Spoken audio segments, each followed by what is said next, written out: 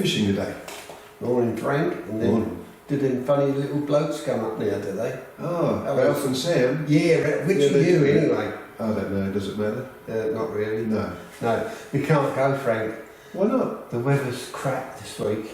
It's been pouring down around. Yesterday we had 2 inches of rain and they were surfing on the River Torrens in Adelaide. The wind was that bad, so yeah. Yes. So we've written it off this week. We have. My planned salmon trip is out of the window. Yeah. At least until the seas calm down. So what are we doing here? Well, we've got a couple of donuts because we ain't going to catch anything. No, very apt. You've made me a cup of coffee, right? And we're going to sit down here and we're probably, when you go fishing with someone you haven't been fishing with a lot, they like to know a bit about you and they ask a few questions like, what's the biggest fish you've ever caught and stuff like that. Well, we're going to do a bit of a session like that. Are we? Yeah. Is that right? Yeah, I think so. Yeah, good on you, mate. Yeah. Right. Are you ready for the first question? I'm ready for the first question. Okay. Briefly tell us all about yourself in a couple of minutes. Oh, only a couple of minutes? Yeah, I know, you're a bit vain, aren't I've got history. There you go, I know. Well, I'm the eldest of 6. I've got 2 other brothers and 3 sisters in that order. All of us fish. All of us like the outdoors. We go camping and not together so much these days, but all that sort of stuff. I was raised in Elizabeth. I lived in a housing commission house, so Albo would be able to identify with that. Oh. Yeah. After school I went to uni, I became a teacher. I worked in the northern suburbs in high schools teaching PE, and later I specialised in outdoor education teaching adults. And I've got to say that was a dream job. It was great. I also worked with Indigenous programs and youth at risk.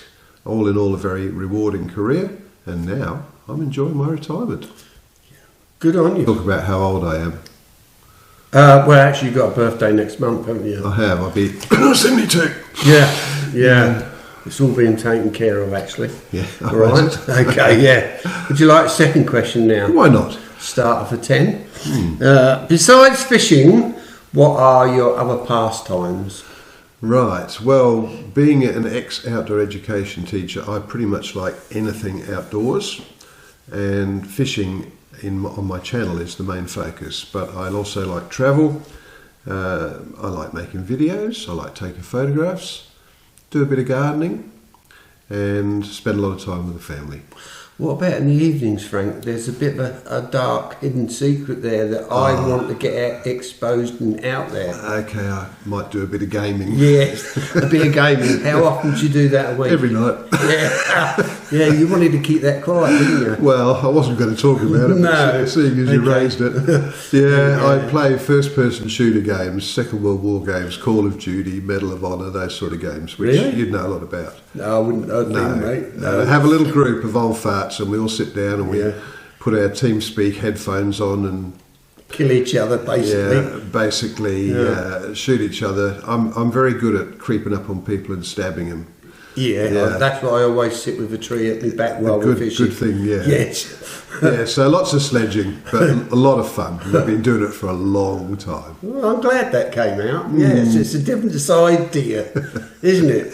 Oh, yeah, okay. Yeah. Right, Frank, I've got to put my glasses on because I can't see what my questions are because I've got to ask you what you want me to ask you. Age is a terrible thing. Is that right? Though. I know. Yeah. What's your first fishing memory? When I was just a wee tadpole, it would have been about 10, my father took me and my 2 brothers and we went to Scotland on a holiday. And along the way, we saw this guy hitchhiking. And back in those days, you know, people weren't quite so wary, so we asked this guy if he wanted a lift. Well, he turned out to be a scoutmaster, and in his backpack he had a short fishing rod. And he said, "Have you ever done any fishing?" And we said, "No." So he said, "Well, I'm going to lend you my fishing rod." He said, "Go up in the hill and collect some worms," because he was very Scottish, and dangle them in the creek and see what happens. So we did. And I caught my first ever fish, which was a little baby brown trout, about that big. And that was it. I was hooked. You was hooked. And this was at beautiful place called Glencoe in Scotland, Glen Etive to be exact, and I've got some pictures which I will put in here.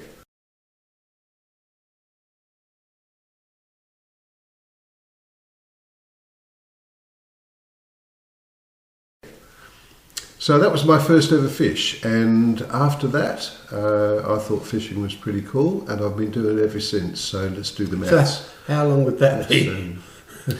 About 60 years. Yeah, so there you go. Yeah. And what a great start. It was a great trout, start. your very first fish, yeah. And wow. more than one, we got a lot of trout. Oh, wow. Yes, but it was the scenery as much as anything, and that's, I think, one reason why when I go fishing I like scenic places. Great start to your career. It was, yeah. Yeah. Right, next question, Frank. Yes. Talk about a memorable fishing experience. Okay, well, I've had lots, and I know one of the questions you're going to ask me in a few minutes, so it will sort of take some of those answers away. So 2 things that have happened to me fishing that really stick out was the time when I was snapper fishing out of my boat over at Wardang Island, and we were catching snapper, and I had a rig that had 2 hooks on it with a bit of squid or pilchard or something, and I caught 3 snapper on 2 hooks. Oh. So one hook had gone through the lip of one and hooked a second one, and then another snapper grabbed a second hook, so I wound in 3 fish on 2 hooks. Wow. That was pretty memorable. Yeah. And then I had another experience again in my boat with a couple of mates. We were over at Streaky Bay and we were catching a squid, and all of a sudden a school of kingfish turned up, and I had caught a squid on a squid jig, and as I wound it in, the kingfish grabbed the squid and the squid jig, and somehow, don't ask me how, I managed to land it. How big was it? Oh, about 10 pounds, I suppose. Yeah, sure. Yeah. No, I've got a picture. Oh, I've got a picture. I can show the evidence. Oh, yeah. Oh, wow. So landing a kingfish that had basically choked to death on the squid and the squid jig, and got it in the boat. So that was pretty amazing. What's the worst fishing experience you've ever had? Right. Well, I've had 2 pretty traumatic fishing experiences, and had nothing to do with actual fish. It had to do with the situation. And the first one was I was salmon fishing on the ledges, the limestone ledges near Port Lincoln, and I caught a salmon, quite a large salmon, and pulled it up onto the cliff and went to take it off the hook. And as I put my hand onto the fish to take the hooks out, it thrashed around and one of the hooks went right into my finger. And so I was now attached to the fish by my hand, and it was my right hand. Is that how that No, came? nothing to do with nothing that. to do Don't with that. change the subject. Okay, sorry. No, it was in this finger here. Oh, It had right. gone right in past the barb. And we were talking about a 3/0 salmon hook. It wasn't a small hook. And I had a knife in a pouch on my belt, but I couldn't reach it with my left hand. Right. So I was in a world of pain. And one of my mates came over and cut the fish off, or got the fish off, so that I could get the hooks out. And have you ever tried getting a 3/0 out of your finger when it's in past the barb? No, don't use hooks that big. No. Not Well, for carp, I'll anyway. tell you right now, there was no way I was going to pull it back, so I had to push it right through. And have you ever tried pushing a hook point through flesh? It's A, very painful, and B, it doesn't happen very easily. So I had this hook, and it was poking up through the skin, and the skin went up in a big tent like this. It took a lot of effort to get the barb out, and then we had to try and cut the hook. And these are extra hard forged, semi-forged hooks. So eventually got the hook cut and got it out, but that was extremely painful. But I was tough, I kept fishing. Sounds like you're still having nightmares about that. Yes, it's not something I want to do again in a hurry. No. And the other situation was I was fishing with my cousin Phil, who probably will watch this video, so hello Phil.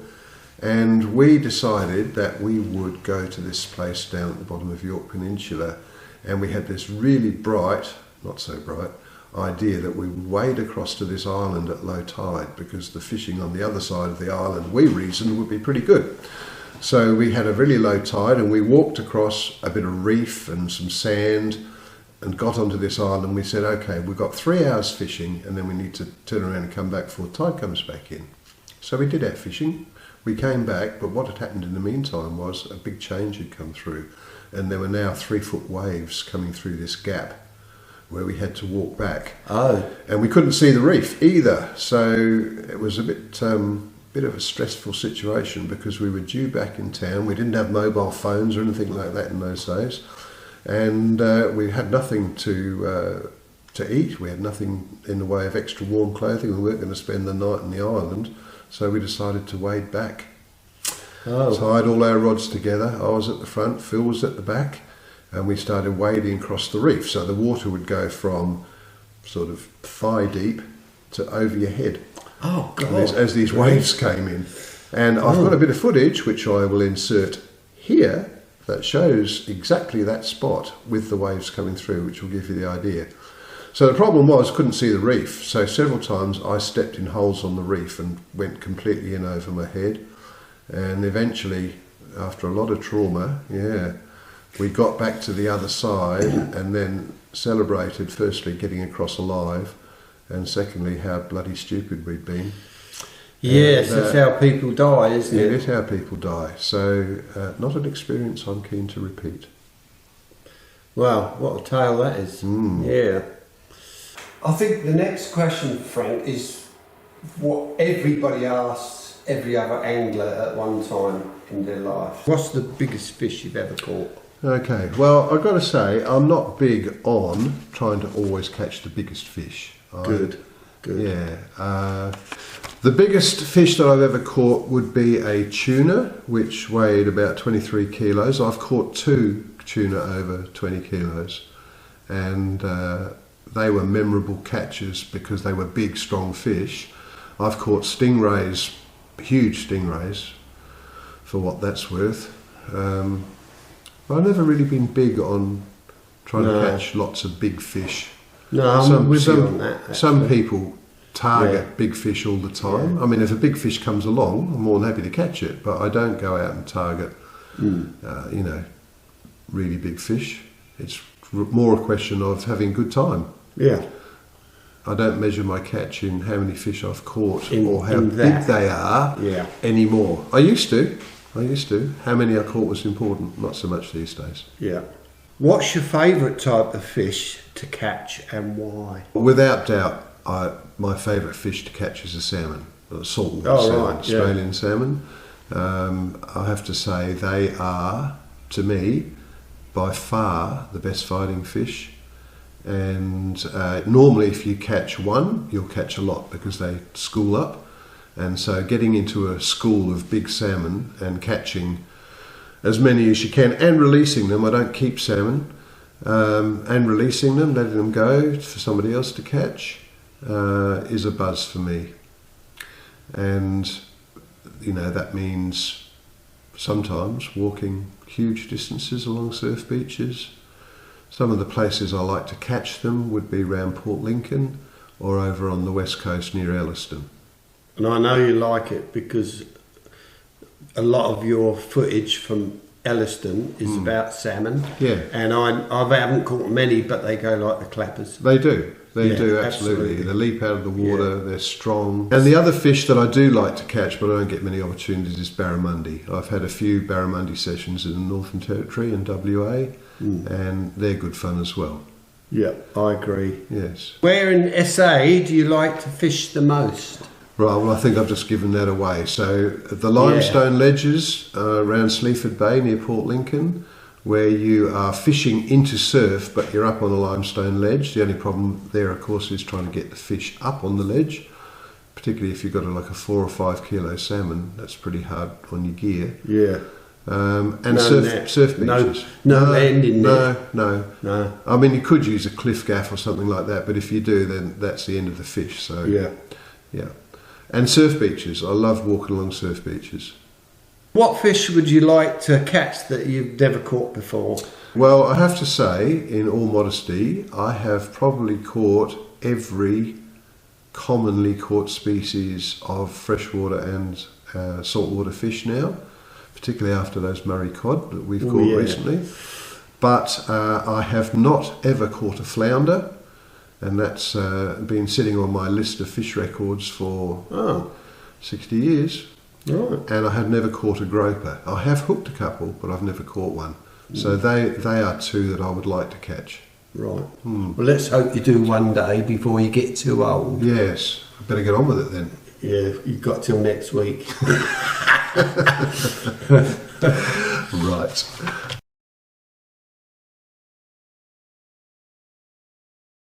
I'm leaving my glasses on for this one. I want to look a You bit look distinguished. I want to look intelligent. Well, that too. Oh, thank you. Maybe So- thicker glasses would be... What? Maybe thicker glasses.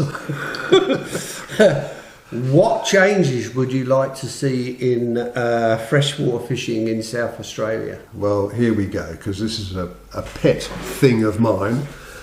And mine probably too. Probably. South Australia is light years behind states like Victoria in particular in terms of its fisheries management in freshwater.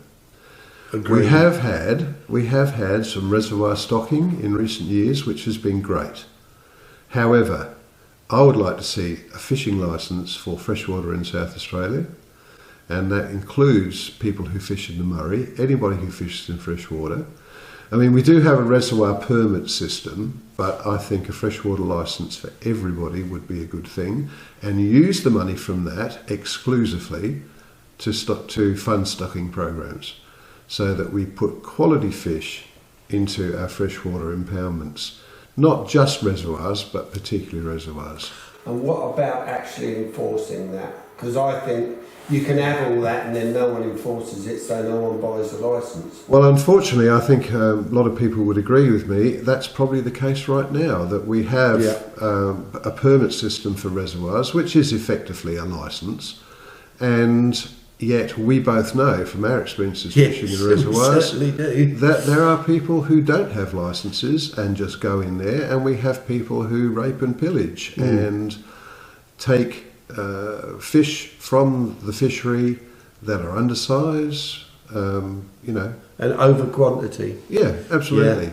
And we've seen it. We have seen it, and the limit is 2 legal sized fish according to the fisheries regulations in reservoirs, and strictly catch and release for Murray cod. And we both know that that's abused. Absolutely. My answer would be exactly the same for that. Yeah.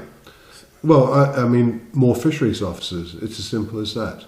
I mean, Robbie in Victoria can just go to any river and he knows there's cod, yellow belly, and all that stuff in there, and they're always there. Yeah. And trout and whatever. Yeah. I think it's fair to say that we don't have the freshwater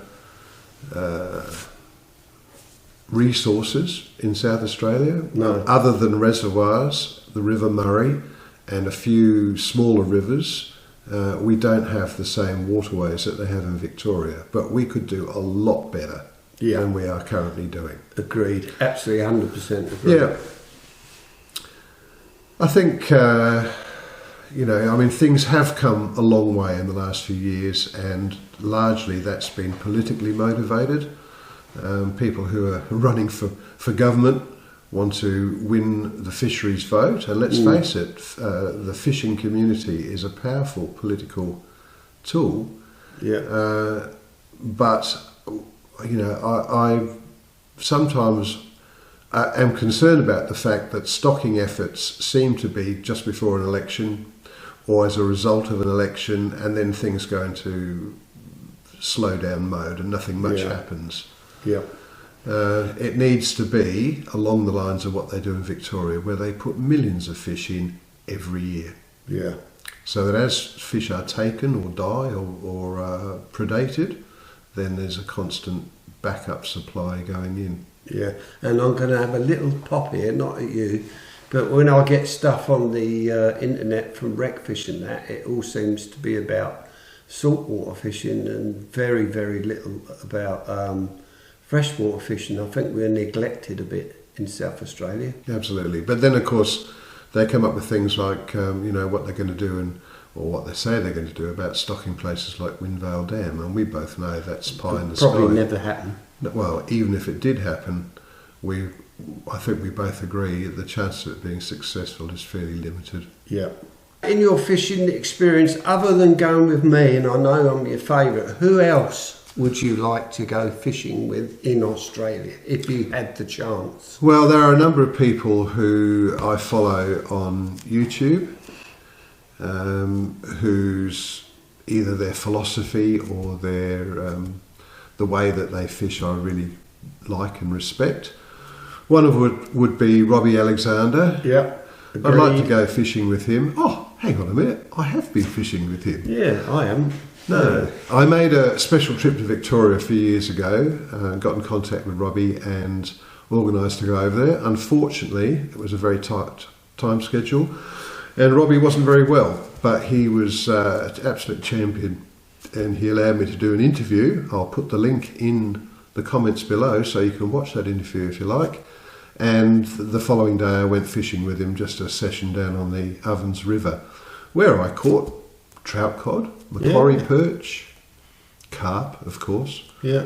Little yellow belly, nothing of any real size, but just reinforces the last point that I made, that they have got a viable fishery because of their stocking program. And he's a top bloke. He is. Robbie's a great bloke. Yeah. As I've said many times, what you see is what you get. So he's exactly in the person what he's like on YouTube.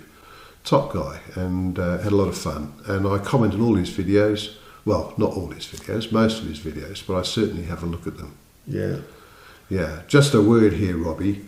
Crayfishing does not turn on South Australians. No, it doesn't do it for me either. But okay, but crayfish, no, we don't see crayfish. Yeah. So but the fishing side of things, it's great. And I'm also, while I'm blowing up Robbie's tyres, I'll just say that I hugely respect his interaction with his community and the fact that he values everything that a lot of the younger people have to say, and on occasions goes fishing with them or has ad hoc fishing trips with people, and it must make their day. He's a good man. He is, great role model. He's a good man. Now we've come to a question now, Frank, that I don't really want to ask. But I'm going to ask, right? I'll put my glasses on so I get it correct, okay? What do you really think of fishing with Doug, and what were your first impressions? And you've written on here, I think this is a threat, think carefully before answering. All right, well, I suppose I should probably give them the history of this, should I? Oh, whatever, Frank. Well, because you told me later on that you'd actually watched some of my YouTube videos, and specifically around fishing at Windvale Dam, and that you had thought, well, one day I'm going to bump into that guy and I'm going to give him the third degree. Yeah, and then funnily enough, it happened. It did. I was fishing not near where you were, but I saw you and another guy fishing, and I was packing up. I'd had enough. I was going home.